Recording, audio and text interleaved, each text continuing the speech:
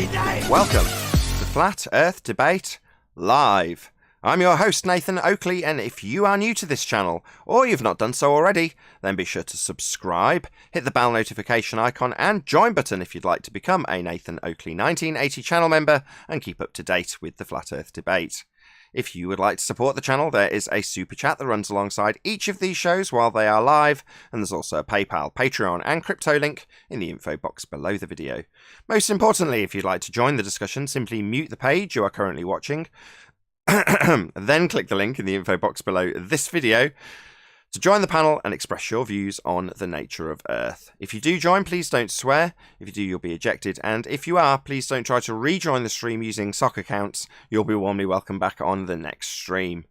Please also share the show on social media. Sharing the show obviously increases the live audience, but this in turn increases the chances of a more diverse panel. So please share the show on Facebook and Twitter. One last time, if you're new to the channel or you've not done so already, then be sure to subscribe, hit the bell notification icon and join button to keep up to date with the Flat Earth Debate.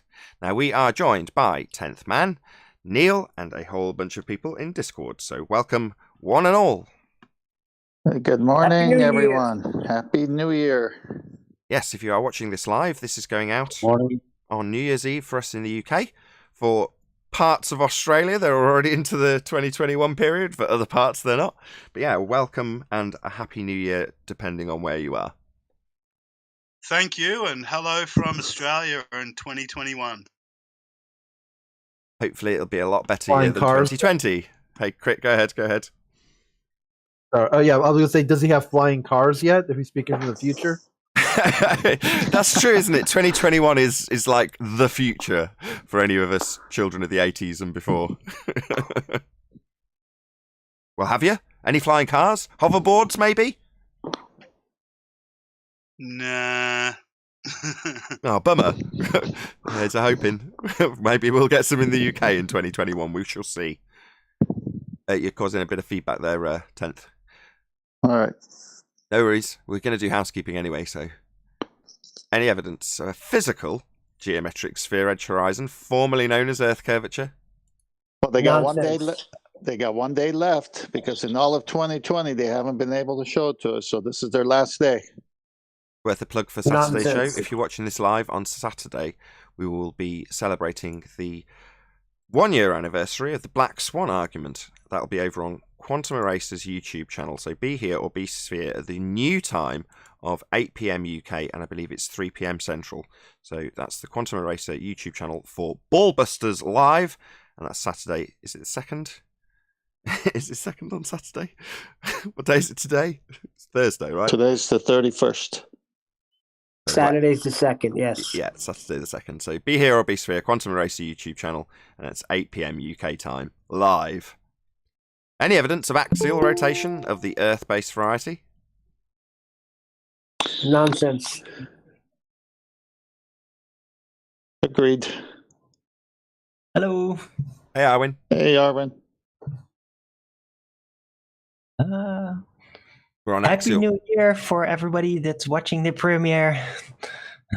Yeah, you're already all in 2021 if you're morning. watching this on a premiering stream. I think the very last people will have already hit 2021 when this goes out in about 24 hours. No, how long? Who cares? Yeah, Happy New Year. Any evidence of axial rotation? Nonsense, you all say.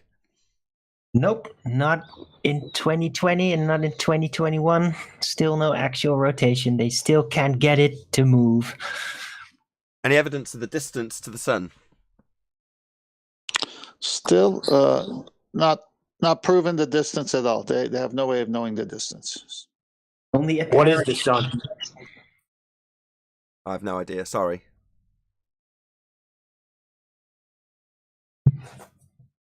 Any more on the sun? You can't measure the distance to an intangible object, can you? Well said. No, you can't. How do we know it's intangible? Intangible means you can't touch it. Oh, yeah, then it's intangible because we can't get there. Yep.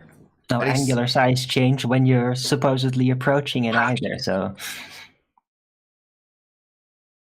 when you move towards where you see the sun, it doesn't grow bigger. It just moves away.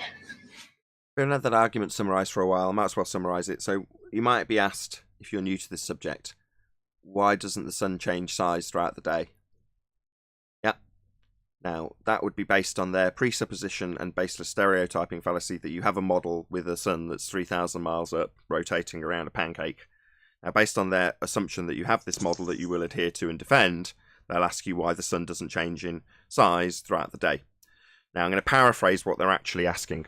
What they're actually asking is, why does the not actual size, that's apparent size, of the sun not change in not actual size, that's apparent size, as it moves from its not actual, that's apparent, position? So why does the not actual size of the sun change in not actual size as it moves from its not actual position? Answer, who cares? Not actual size and how much the not actual size changes is irrelevant unless you know its actual size. And their actual size is based on an R value and an assumption that Venus has the same R value as a presupposed Earth's R value. Any evidence of said R value? And shout out to Alexander for the RSD. I'm not sure what currency that is, but it's a sizable super chat. Thank you very much indeed for the 1,000 RSD. Happy New Year to all of FED crew. Keep up the good work. We certainly try. Nonsense. But back to the sun. That means God is the master of the universe, because that is an amazing object in the sky. I think you'll find that's He-Man. Object, you say? Whatever it is, it's amazing. Yeah, He-Man's the master of the universe. Anyway, Julio Pabon. It's Julio, by the way. Just for, and I was listening to your show in the background earlier, Arwen. It's Julio. I have to keep calling him Julio. Not Julio. Julio. Julio? Julio. Yeah, Is Julio. he down by the I schoolyard? asked him and he said, no, just keep calling me Julio. Exactly, like Simon and Garfunkel. Like me and Julio, wherever they were, in the schoolyard, right? Yeah, Julio. Shout out to Julio Pabon. I've witnessed axial rotation at an axe throwing competition. Were they rotating? Were the axes rotating about an axis? The axis around an axis? Man, that's a difficult one to say, and definitely lend context in the subtitles. I'll see how that comes out, Julio. Nice one. You know, getting Arwen to pronounce some words is like a bridge over troubled water. Well, I don't know why Spanish would be difficult to those in the Netherlands. There's a certain, it's just a silent J, right? But then again, it's kind of substituted with a H. But that's Hispanic. I know how to say Julio. Well, that's perfect. You say it better than I do. I know, but I asked him because I've been calling him Julio Pabon for like 2 years. And it's like, oh, wait, it's Julio? And he's just said, now just call me Julio. So I'm just sticking to that. For years, I thought the national anthem was Jose, Can You See? And I was like, there were Puerto Ricans back in the revolution? God. Let's not descend this into... Yeah. Should we move on with housekeeping before this descends? Any evidence of... well, which one were we on? Any scientific evidence of gravity? What is gravity? What is it that you're supposed to have the cause of an effect of exactly? What is the phenomenon? Listen, more things are going down. That's the bottom line. Oh, If God. my table wasn't here, everything on Next the table question. would be accelerating to the floor. And if the floor wasn't there, they'd be accelerating past that. I don't know if a downward bias is even officially associated with gravity at this point. The official heliocentric version, that is. Bending of space-time. Does it in any way mention a downward bias or a relative downward bias or whatever? Define down. Exactly, it's Well, it relative. keeps you on the ball. Yeah, precisely, it's relative. But does it even say it does that? The bending of space-time. That Well, it they show it by creates analogy. downward bias. Yeah, kind of. They show. What is the bending of space-time? Where are we going? We don't. They can't even tell us what gravity is. Now we got to go into bending of space-time. That's why I'm asking. Like, is it officially even associated with a downward bias? Well, no, you've got things like orbits. Just they leave it off I'll after space-time and just show you weird animations or whatever. Things like and that's orbits, Arwin, where it's not necessarily down. You're just falling at a constant velocity around a sphere. Yeah? That's not down either, but they've got things that are constantly falling in this orbital velocity. Nonsense. I know, So wait, I'm calling it down. So the bending of space-time keeps us all on a ball if we believe their nonsense? No, but It keeps everybody standing on a ball, a bending of space-time? No, but when they show it, they have a literal piece of fabric which they'll stretch out and they'll shove a big bowling ball on the middle and then they'll roll a tennis ball around the edge of it. That's how they show it to kids anyway. Extra reification fallacy. Space-time is a concept. You can't bend concepts, but they'll literally reify it into a physical piece of fabric and show kids it. So that they can at least get some vague idea of what this mathematical reification would look like when they reify it. Moving on. Yeah, the fabric of space-time. I've heard that said. Yeah. Are the Emperor's new clothes made of this fabric of space-time? The fabric of space-time is pseudo-Riemannian force space. The geometry we described with pseudo-Riemannian force space, that is the fabric of space-time according to Einstein. That's what we're describing. That's the geometry of the fabric of space-time. It's the fabric of space-time is tailor-made by the ballers. Boom, boom. A globe. How did they let him get away with that? Why do I let him get away with it? That's epic. What are you talking about? Oh, hold on a second. Einstein comes up with this theory, and they let him get away with that? What do you mean get away with it? He had a way of keeping people in stitches. Hold on 1 second, 10th. When he said get away with it, it's been described. It was a cherry on top. Hold on, Neil. This is where when people say, well, who's at fault? Who's the they? Who's behind all this? Well, we've looked into what he says and we describe it how he says it. Right? We describe the pseudo-geometry as well. Well, all of those things are laid down in the actual details of what it is. Same goes for things like the heliocentric model. So therefore, it's upon the individual to reify it. Now, don't get me wrong. I appreciate that it's heavily encouraged, but it's still down to the individual to reify space-time. Now, you could say, well, there's been the teachers that stretch out the fabric. Yeah, that's an individual reifying it and helping others to reify it also. But that's still just some dude or some chick that's done that. Therefore, it's down to us. When you say, how do they let them get away with it? Well, get away with it is you reifying something that you've been told is pseudo. It's in the name of the geometry. But if you don't know what you don't know and you reify it because some teacher showed you a fabric stretched out with a bowling ball on it, well, that's down to your ignorance. So I'd still blame you. Should have looked in further. No, I'm talking about the time when he was coming out with this theory. Where were the great minds? Where were the intelligent people? Where was everybody that's debating it right now? Weren't there any people? Well, what there was? Yes, there were. There was experimental physicists. A whole range of scientists that were like officially protesting Einstein. It was the other way around. Hold on. It was the other way around. Einstein was protesting them because they were debunking him with actual experiments. That's where we get our quantum theory from. Well, that all came from around the time that Einstein's kicking up a big fuss because it's debunking him. He's the one kicking up the fuss. On past shows, someone brought up that because they couldn't demonstrate legitimately mass attracting mass, this is why they had to go to pseudo-Riemannian force space. Maybe. Who's they? The Vatican? Well, maybe. So how do they prove? So then they don't prove pseudo-Riemannian force space either. So you go from one non-proof to another non-proof, and then it's taught in schools? Well, if you got to say you live on a sphere, you have to have non-proofs to keep that going, right? Because you can't prove a sphere either. But you're moaning about the teachings of a religious belief, a philosophy that I describe as being reified by the individual, and saying, well, how do they get away with blah, blah, blah, blah, blah? It's like, well, it's up to you which religious path you choose. Now, the fact that it's not overtly disclosed as being a religious path is neither in nor there. It's still down to you and your choices. Now, the fact that maybe there's some higher power that's figured out that 99% of people are thick and will do precisely what they are told and have exploited that, I don't know that that's the case beyond what I've been shown as the puppet show that is our reality in terms of what's on TV. Now, how much I lend credence to that is very limited. As I get older, even more and more limited, and even less and less do I pay attention to it.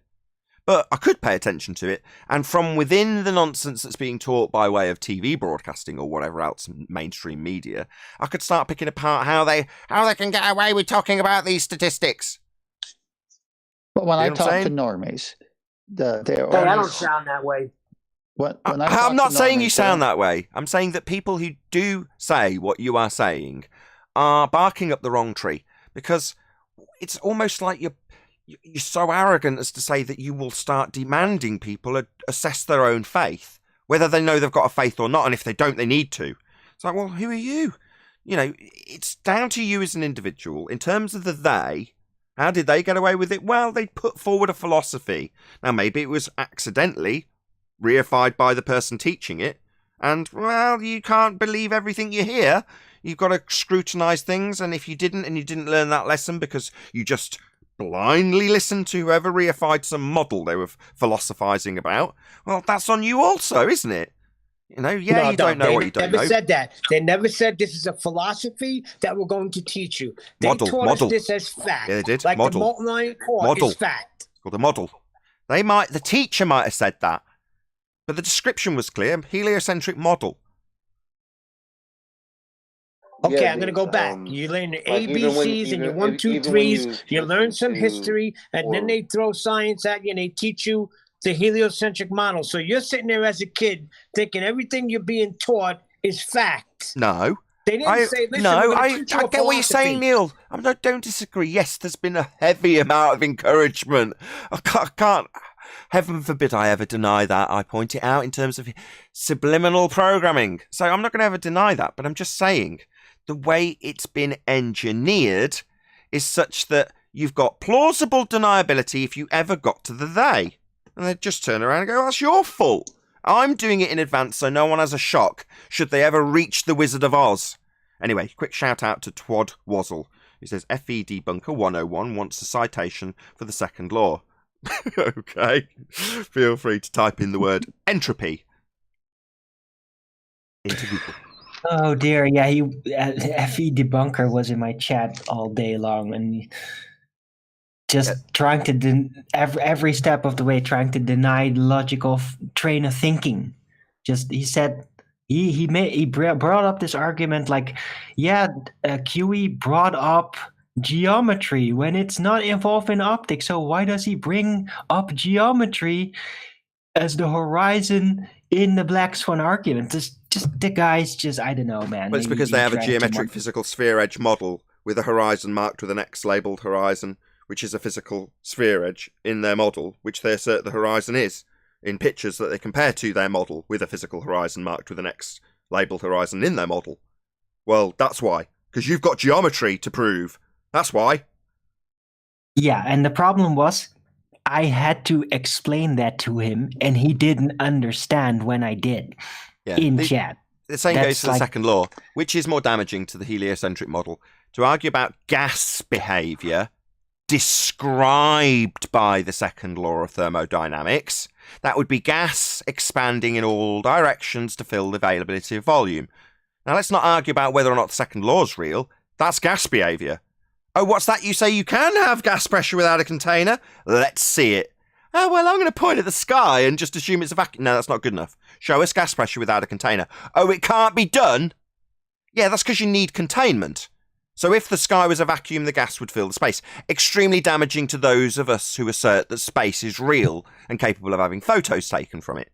Therefore, let's argue about whether or not the second law is real, rather than whether or not gas expands in all directions and would fill a sky vacuum called outer space. Yeah, I know which one I'd rather argue about if I was on the losing side of an argument that needed a sky vacuum. I'd much rather argue about whether or not the second law is real. Let's discuss the second law all day, rather than gas behaviour. Gas expands in all directions. It's described by the second law. What's that you say it's fake? Oh, right. Well, gas still expands in all directions to fill the availability of volume it has to fill. It's described by that natural law you're denying, but let's not concern ourselves with your entropy denial. Shall I remind the person that circumference, diameter, and radius is also geometry? Yeah, Right on. but no, but I have a follow-up to that, with the gas pressure without a container and natural law. He actually had a statement in chat saying that natural law, if it's not written down, doesn't exist. He actually said that. So, well, everything is about proving a sphere that they can't prove. So they're making stuff up. well, no, they're making stuff off. They're literally offing the foundations of reality. He's just saying, no, if it's not written down, it doesn't exist. So if he can't find it written down, then it just doesn't exist. So he's literally saying, okay, so if something has not been consciously received or understood, then it does not exist. That's good. In reality. Yeah, that's what he said. Owen, How let me about just address that. It's Sorry. written down, and he just hasn't found it. How about that? No, that's good. Let's not worry about arguing about his denial of reality. Good. Encourage it. See it for what it is.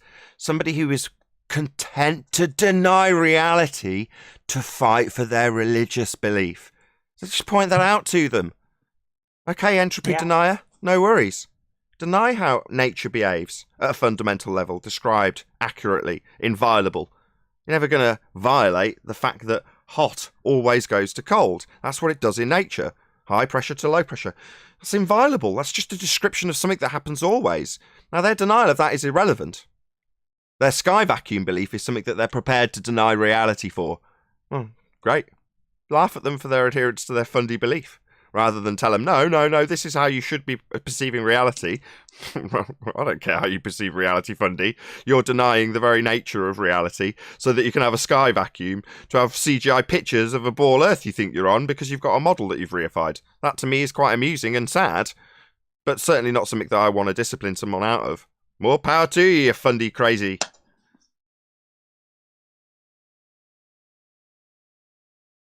Any single viable hypothesis from any of the fields of astronomy, cosmology, or astrophysics? No. Female. All year, not from Becky. When questioned in 2019, nothing from Becky. So we're going to go into 2021 without a response from Dr. Becky. Or a hypothesis. Guesswork and leaps of logic. I would like to see a scientific report from Dr. Becky, what she's been doing science-wise this year. I'd rather just have a hypothesis from her that's viable. She's calling herself a scientist. Give us a viable hypothesis. How difficult can it be? Or turn your badge in and realise the dark reality of your situation, Becky. You're a pseudo-scientist. You've never adhered to the scientific method. You probably don't even know what it is. Or she just rejects it. She's a nutter. She's telling you you've got cousins that are rocks. That, to me, is somebody that needs locking up in some insane asylum as a nutter. That was Michelle Thaler. Oh, my bad. I'll take it back. Same trade. Dr. Becky is not that nutty. Not that nutty. No, fair enough. Well, still, viable hypothesis is all we're asking for. I don't want a detailed report. I don't want to put her to any trouble. She's a scientist, so give us some science. That's all we're asking for. That's not unreasonable. If you're a scientist, give us a hypothesis. Simple.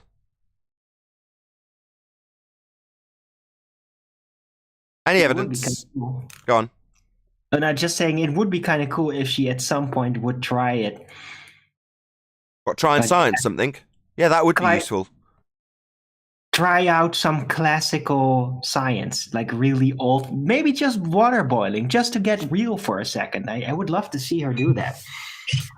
You don't know what it is. She must have heard that water boiling being science and scientific method based. She must know that, right? No, stop. No, hold on no, a second. stop. Hold on, Rams. Hold on. Is different. Hold on, Neil. No. Water boiling isn't science, right? That's just the description of the dependent variable. Establishing, through variation of heat as an assumed cause, and it causing the water to boil, that would be the description of a validated hypothesis, otherwise known as an experiment, i.e. varying that which you assume causes the effect you observed in nature, the effect being boiling water. You observe it in nature and go, what causes that? I think it's this. Then you vary it, in this case heat, and then you see if it causes the effect. Heat causes the water to boil. That's it. You validated by way of experiment a hypothesis. If A, then B. If heat, then water boiling. Well, you've also got a null. If heat, then no water boiling, no change. Which obviously you invalidate upon causing it to boil with heat. That's experimentation, based on hypothesis, based on natural phenomenon. Boiling water is a natural phenomenon that you can figure the cause of with an experiment when you assume the cause and get it right. Right. Okay. I rushed it a little. Water boiling, but you knew what I meant though, because you laid it all down. So No reason to get all steamed up about it though. Very good. Any evidence of the R value, Earth radius? Where's chocolate? None Oh, it's not here. whatsoever. Where's chocolate? A little hot under the fabric of your collar. Black Swan.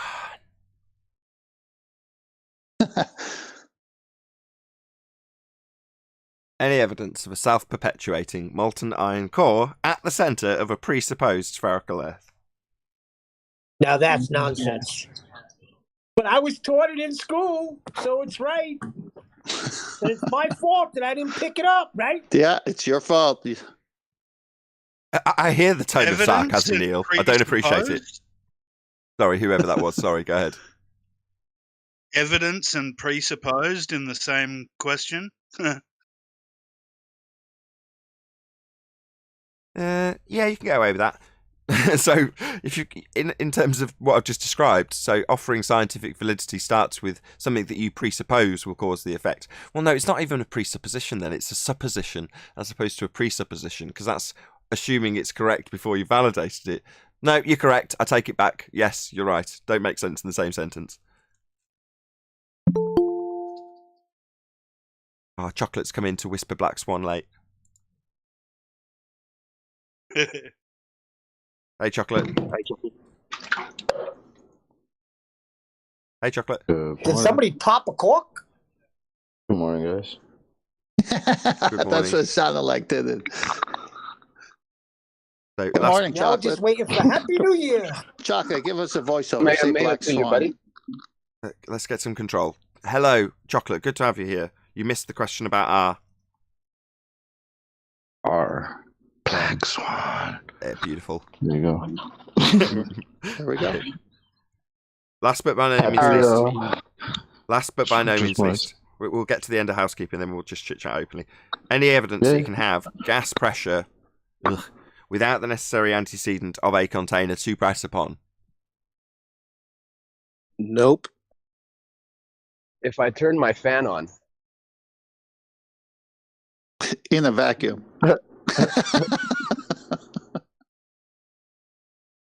if I turn my fan on,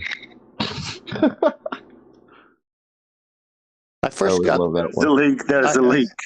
What, you're I saying first that's got invalid? wind of that argument 3 shows ago. Jeez, bro. Oh, darn it. Aside from red herring gas pressure differentials, i.e. starting with the gas pressure already, is there any evidence that you can have gas pressure without a container? None whatsoever, Nathan. We just want them to demonstrate it before they presuppose it or suppose it or whatever they want to do. Oh, they're way beyond that. Immediate pointing to the sky and going, well, look, that's a sky vacuum that I'm trying to prove. And the gas isn't filling it, proving it. That's their mentality. That concludes the housekeeping. That was a fun housekeeping. What you do is you just point at the sky. When they point at the sky and they say vacuum, you look at them and take a real deep breath and then blow it out and just say, what vacuum? What you mean? If there was a vacuum, I couldn't breathe right now. What are you talking about? I don't even understand. Vacuum. You know how vacuums work? It's just ridiculous, but to me. But that's when you get their gears working in their brain, hopefully, right, Chocolate? Well, hopefully at that point. But if the conversation has to move past that, then we're probably not going to get very far. Well, in school, like we started the pre-show, the indoctrination is part of us not asking questions, believing the teachers throughout all the education levels. And so then when they meet us now and we say these things, we're going against indoctrination. They've really never taken time to assess, was the teaching right in the first place? I see now they snuck it in with truth, like 2 + 2 is 4. So you're going to believe that. And then they teach you these things that are believable and true, and then they slip in the heliocentric model. I see how they did it. Yeah, they did it in science class. Well, the smart ones will say that it is a theory at the start, but then they'll go on to explain it as if it's all been validated and confirmed. Oh, you're going to hate me now, Rams. I'm going to do the same thing I did to you last time. So, again, the word theory is a magic word because there's 2 different types. There's a scientific theory, and you're going to be taught about what? The heliocentric theory in a science class? That's interesting because it's a colloquial term that they're using. Could be a Nostradamus theory or a Mystic Meg theory, right? Then you've got a scientific theory, and that's where the magic trick comes in because a scientific theory is based on, what do you think? Well, experiments. Validated hypotheses. That's where you get scientific theory. Empirically validating cause of an effect then leads to scientific theory. So you phrase it, well, they tell you it's just a theory. Well, hang on a second, just a theory? That would be something that's based on validated science. But not when they say theory, right? It's Mystic Meg. It's a just so story. It's right. An astrophysicist looking at the sky and making something up about a light thereof. Well, that's not science. But they call it a theory and say, well, it's just a theory? Nah, just a magic trick. Well, but science is the pursuit of knowledge, isn't it? The fact that they teach it to you when you don't have like any critical thinking skills is pretty telling to me. A couple of quick shout outs. Godzilla37, first of all, smashes the super chat and says, members only chat? I'll become a member when the world is proven flat. And then Tony leaves a message, Bible literalist leaves a message, and then Godzilla becomes a penguin. So obviously been proven in the last 2 chat messages to Godzilla. Thank you for joining as a penguin, and thank you for the super chat.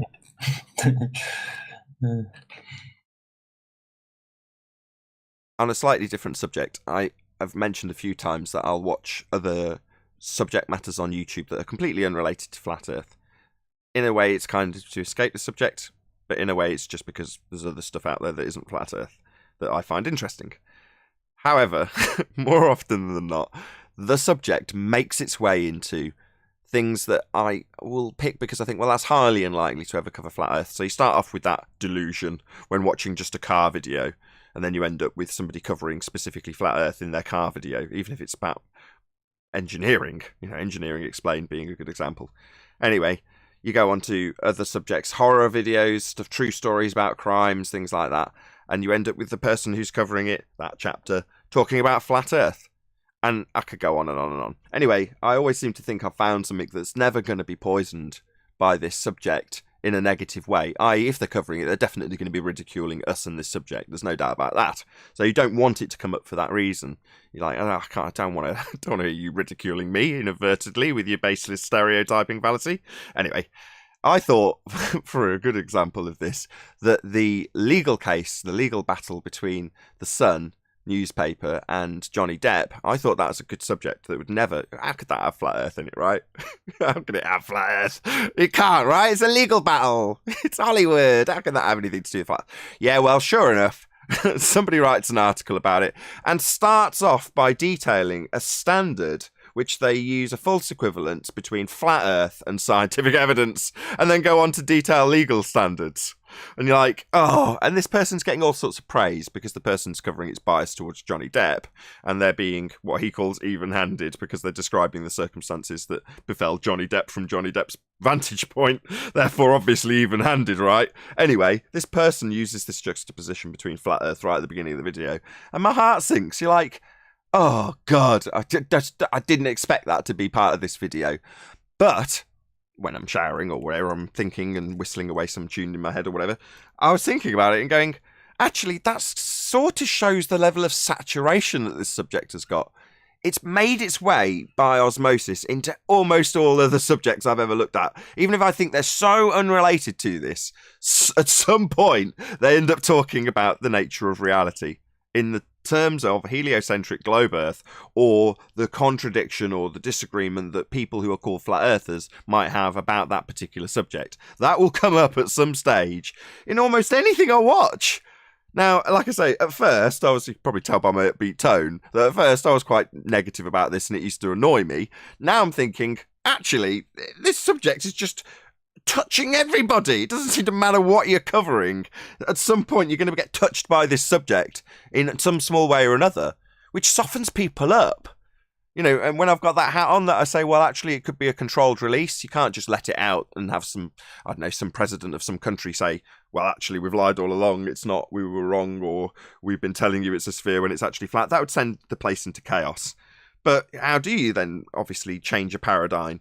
Well, you've got to let it out slowly, right? And you can't let it overflow at a rate that's uncontrollable. So you've got to have some sort of control over it. And we see that all the time here in the debate, you know, and it's, I keep saying it's us that does that, but that's a natural ebb and flow of something that's obviously going to change a paradigm for a lot of people. And you can't have a point where the people who are eventually going to realise, you hope, the nature of their reality, seeing it other than seeing it and then reaching for their standard programming and ridiculing it. They've got to see it first, right? They've got to get through that stage. And the more people who get to that stage in the first instance are subject to the exposure to the subject and potentially going to realise the nature of their reality isn't what they've been told.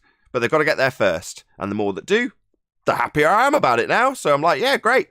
Talk about Flat Earth. I won't respond to you in your comments because that just means I'll never be able to respond to anything you've ever said ever because I'll immediately get banned. But there we go. That's a positive note I'm trying to spin with Flat Earth seeming to make its way into everything you ever watch ever. So anybody else had any experience with finding that they're watching some random subject and it somehow manages to segue its way onto this subject? Any other experiences of that? A lot. Happens a lot, man. I mean, it's everywhere now. It's slow. Like as you were describing that, I'm sitting here thinking you're describing it. Well, you started describing it as negative, and I'm thinking, I don't mind that because it's part of the vernacular now, right? We're getting to a point where it's not weird that people think, oh, the people think the Earth is flat. Well, that's what it was like 5-6 years ago, but it's not like that now. It's like now it's become part of the regular everyday, I don't know, vernacular, I guess I could say. And I think that's awesome. I mean, it's in game shows. They slip it into sitcoms. I mean, they have little snippets on the news. It's everywhere. And yeah, sure, they're gonna make fun of it, but I think they're normalizing it in the beginning before it becomes, I think it's just a natural progression of it. They're using it in the political arena as a mocking point. I remember Obama saying the Flat Earth Society and the Flat Earthers, and so it's like he's trying to prove a point, and he's using it as this is the other side. They still believe the Earth is flat. We don't have time for the meeting of the Flat Earth Society. I was just about to quote that as an example. Perfect. So you can take that two ways, right? You can hear it and take the surface level comment, which is, we haven't got time for flat Earth. Well, how dare you, when the Earth's flat and you've all lied about it? Or, well, he's then permeated those two words out to people, and then at least at a semi-conscious level aware of it, where they may not have been before. So, kudos, Obama.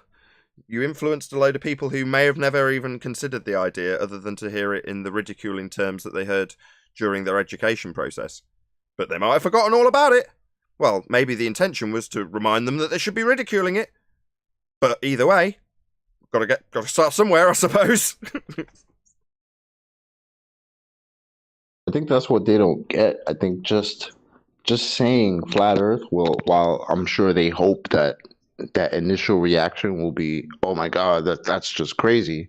But for some people, that's not crazy. Some people just need to hear that and hear that that's an option, and then all of a sudden it changes everything. Maybe. So I don't think that's a very good strategy for them at all.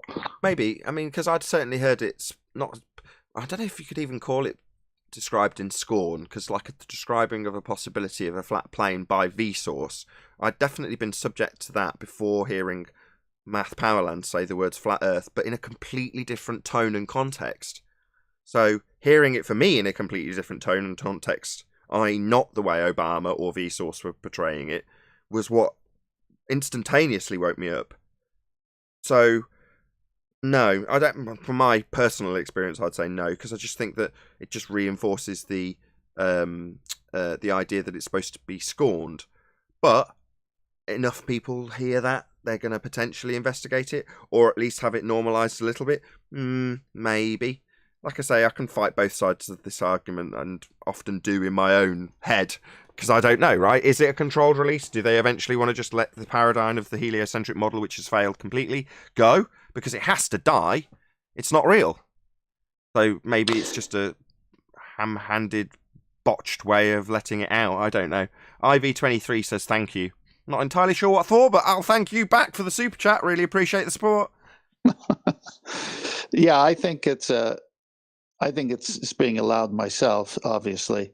Now, the initial responses from people who are close to me, who are opposite, range from, oh, you gotta be kidding. I mean, you're joking. I mean, you're pulling my leg, right? To, look, don't bring the subject up anymore. This is a psyop. I don't ever want you to talk to me about this. So it goes from one extreme to the other and everything in between. So it is dividing people into judging me as someone who's questioning the current model as either very, very crazy, or, look, this, don't even talk to me about it. It just, for some reason, it angers them.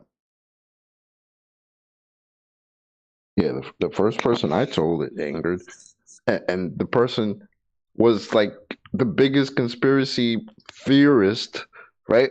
I say that in quotes, that I knew.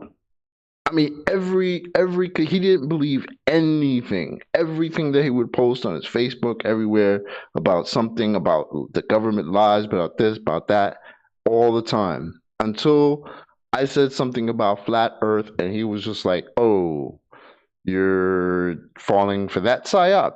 I was just like, "What?" Bro, we're not talking about psyops here, man. We're talking about measurements of curvature. There are none.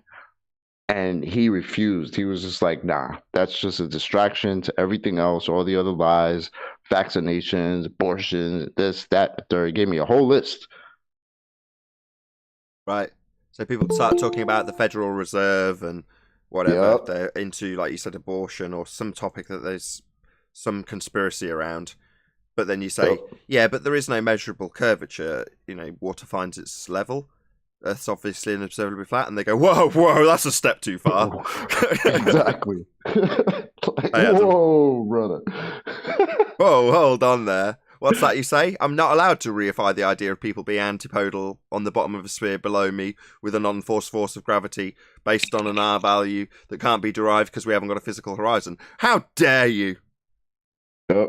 And that's my favorite one. I start telling them, that's not my reality, man. If you want to believe that, people are hanging upside down from you, antipodal from your position, thousands of miles underneath your feet, you go right ahead. That's not my reality. Sorry. Adam. Unless you want to prove that to me, of course. What's up, Adam? Afternoon, guys. Happy New Year to everyone for tomorrow. Or today, those of you in Australia. Same to you. Or, yeah. For the upload. Happy New Year from 2021. Thank God, eh? Thank goodness. Get rid of it. Allah be praised. Praise be to Okay. Shiva.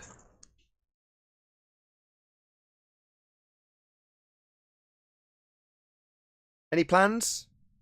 We're all on lockdown here in the UK. I don't know about anybody else. We're not allowed to do anything. No, I just got rid of the kids. The in-laws are taking them. So, a couple of shandies, a couple of films, and that's all we got planned. Wow, sounds exciting.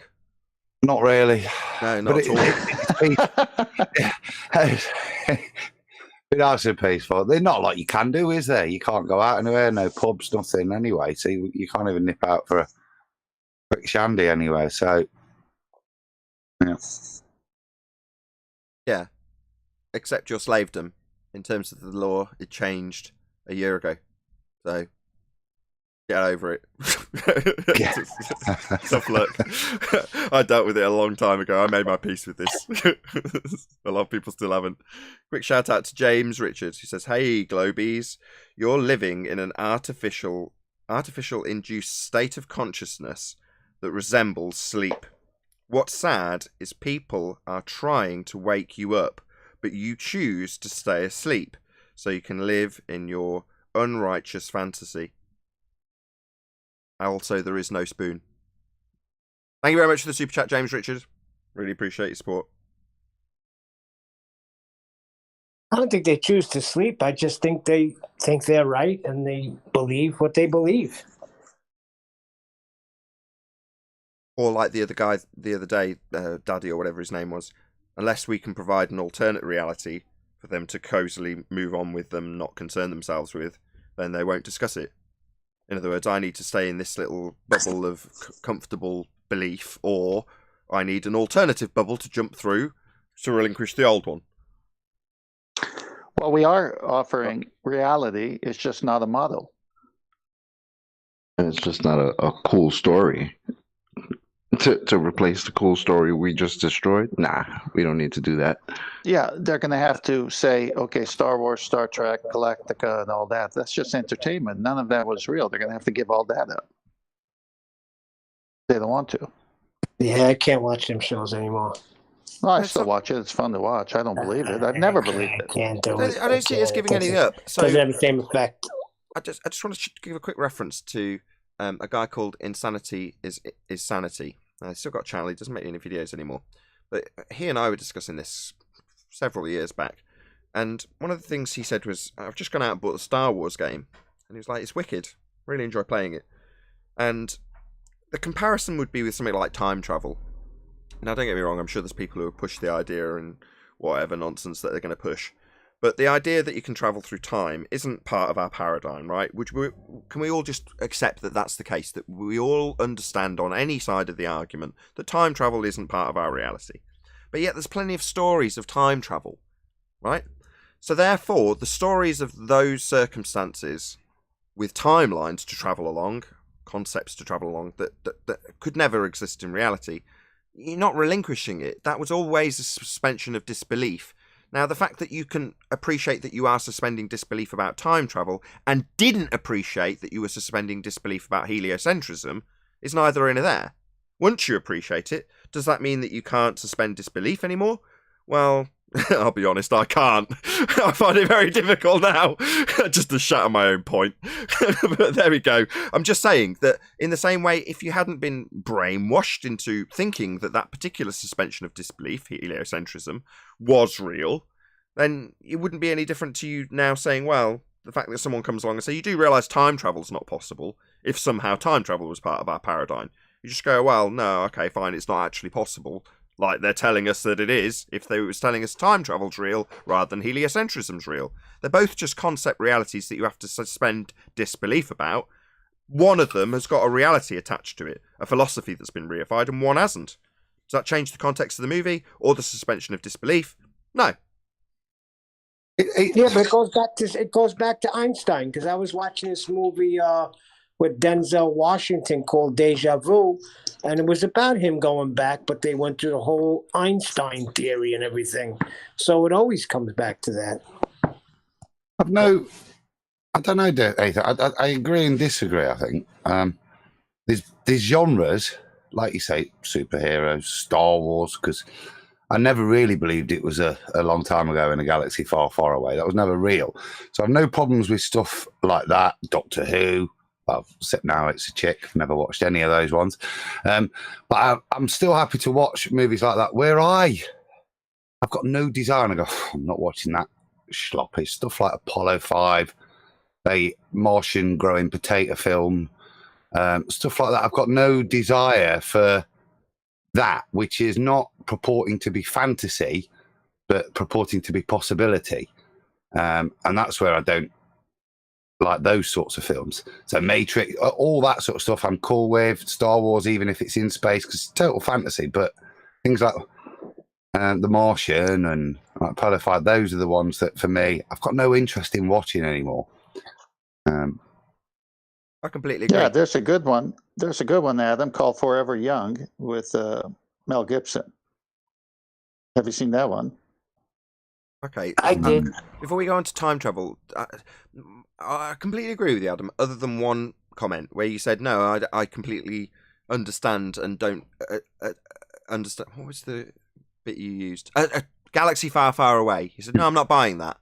But you are, or were. I'll put it in past tense. The galaxies far, far away, they're being the concept of galaxies far, far away. That was part of heliocentrism. Regardless of the battles that took place a long time ago, the galaxies far, far away bit is part of heliocentrism that you would be in acceptance of then and not now. Yeah, the genre was part of the brainwash, I agree. But for me, it was sufficient fun. I'm happy there. It doesn't offend me. I'm happy to go back there. I like The Mandalorian. It's cool. I'm happy. I don't get irate when they fly from one planet to the next. But you show me Matt Damon stuck in a greenhouse on Mars, then I've got no... That's where I've no problem going in fantasy. It's going into, look, this could be real. Trying to mug you off still. They're the films that... I get it. You want the ones that are based in a little bit of realism. In other words, they're trying to pretend that something that's fake is something that's real by dramatization. Like the recreation of the moon landings. There's a film, I've not seen it, but that's another example. The lies about being capable of traveling to Mars and the Martian is the same thing, right? That is pure propaganda. And you're saying you've got no time for that. Yeah. I agree. Totally agree. Tony Whittaker, quick shout out. Sorry, just quick shout out. I think I'm with Adam there too. The propaganda ones I don't like, but the other ones I already know they're not real, but it's entertainment. Well, the fact that somebody who has potentially, like Lucas, suspended disbelief in the same way everyone else has, and then created a fictional universe, I can't use any other word, around his current religious belief that everyone holds, and created a good story and narrative around it, is programming. But it's inadvertent programming on a part of the producer.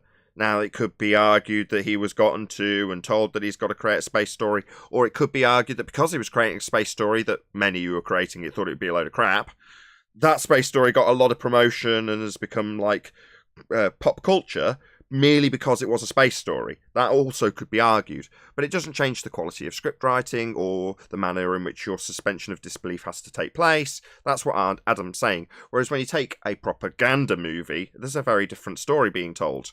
It's a story of, this is a dramatization of something that's not happening but could happen in the future, and this is how it could happen. Well, no, it couldn't happen like that, but that's what's being pushed. I'm just going to shout out Tony Whittaker. Happy birthday, or happy anniversary, to the #1 globe killer, the Black Swan. How do you like those apples, ballers? Indeed, they don't. It destroyed their paradigm. Black Swan. Thanks for the super chat, Tony. I was gonna say, like, the best, to me, I feel like the best example of that would be the movie Gravity, because they directly link that to problems that we are supposedly having in space, where we've put so much garbage up there that space debris could be a problem. So much so that at the end of the movie, or on the Blu-ray of that movie, because I bought it years ago, there's a whole featurette where I think it's Ed Harris who comes out talking about, this problem of space debris that we have and how we can solve that in the future. It's insane because that's a good example, Chocolate. That's a film I've not watched. I won't watch it because I've got no desire.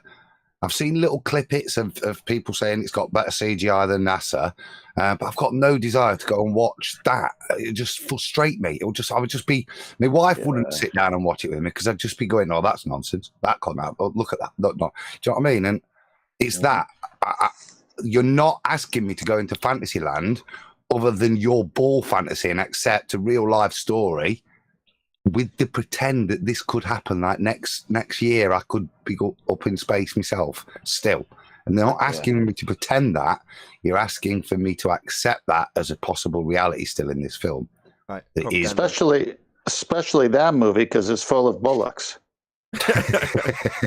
Oh my god! I do that with every movie, just so your wife feels a bit of sympathy. I know you do that because it's deep, it's close to your heart subject matter that's being propagandized.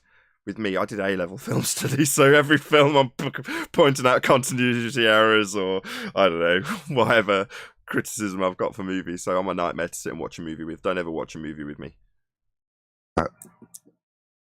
The news, we was watching a bit of crap TV, Agatha Raisin last night, and then finished. News come on. She kicked me out of the house because literally it's on, and I'm just going just constant jibber jabber because you can see the propaganda, the way it's portrayed. It's not news anymore; it's opinion.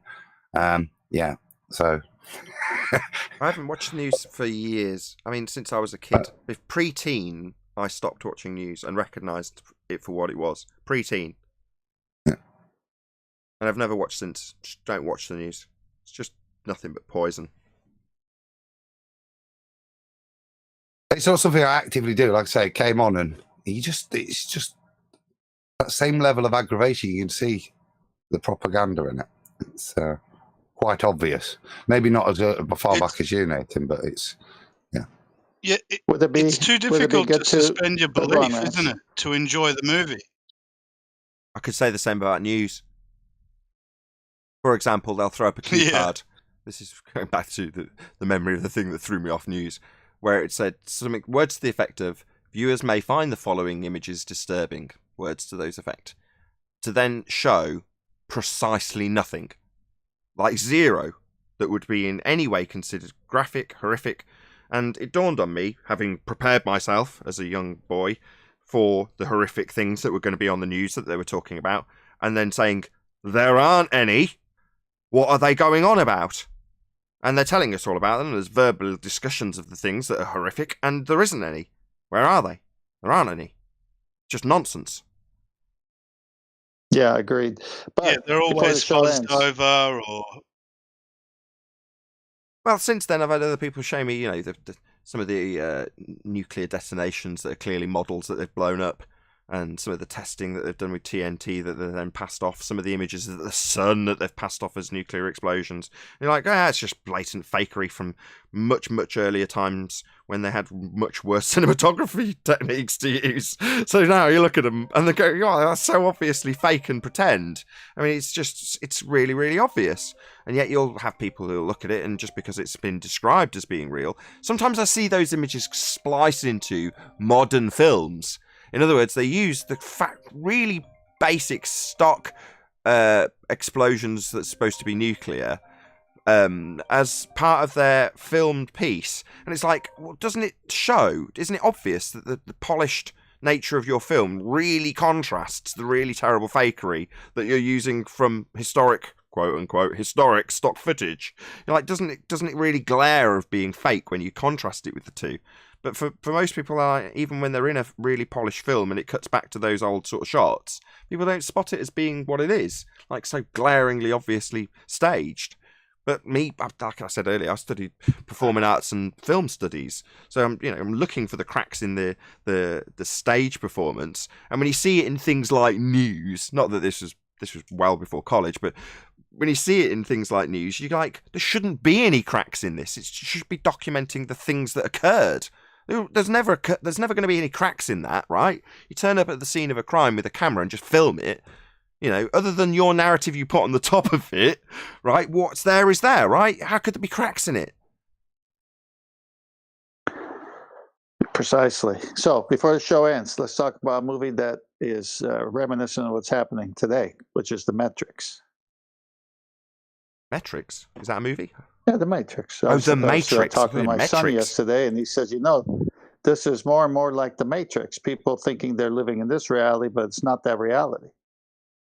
Indeed, and we'll have to get into the whys and wherefores of the Matrix in the after show. If you are watching this on either Nathan Oakley 1980 or Nathan Oakley premiering streams, then stay tuned, as there will be an after show to follow. Unfortunately, if you are watching this live, this is where we bid you farewell. A huge, massive, enormous thank you to all of you who smashed the super chat, joined as a member, liked, commented, shared, subscribed, and all that good stuff. Be sure to check out nathanoakley.com and the Flat Earth Debate Forum to keep up to date with the community debate. I've been Nathan Oakley. Stay tuned if you're watching on a premiering stream, and I'll see you all in the next video.